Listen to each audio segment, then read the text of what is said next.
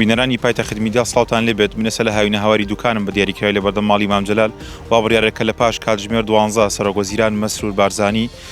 بگاتە ئێرەوە لەگەڵ باوەڵ تاڵەبانی سەرۆکێکی نیشتیمانی کوردستان کۆ بێتەوە لە ئاستی باڵادا. بێگومان وا بڕیار بووکە دوو کۆبوونەوە ئەنجام بدرێت، کۆبوونەوەیە کە هەردوو شاندی دانوستانکاری پارتی یەکێتی لە پارێزگای هەولێر لە مەکتەب سیاسی یەکێتی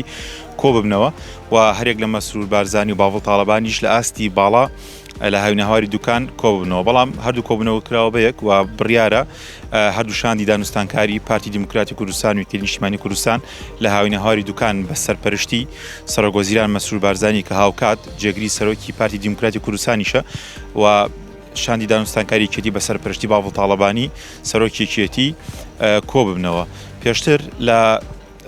نێوان باوەڵ تاڵەبانی و مەسرور بارزانی دوو کۆبوونەوە ئەنجام درا کە باوەڵ تاڵەبانی سەرۆکی یەکێتی سەردانی پیرمامی کرد و لەگەڵ مەسرور بارزانی بۆ ماوەی دوو جار کۆبوونەوە. ئەمڕۆ سێمین کۆبوونەوە بڕیار وایە کە پاش کاتژمێر 12 لێرە بەڕێوە بچێت بە مەبەستی گفتوگۆکردن بۆ پێگەیاندنی کابینەی دەی حکوومەتی هەرێمی کوردستان و بە گوێرەی ئەو زانیاریانەی کە لە بەردەستی مندان وا بڕیارە کۆبوونەوەکەی ئەمڕۆ کۆبوونەوەی یەکلاکەرەوە بێت بە هۆکاری ئەوەی کە سەرجەم پۆستەکان یەکلا کراونەتەوە. بڕێوای ئەمڕۆ گفتوگۆی زیاتر و چڕتر لەسەر دیاریکردنی پۆستەکان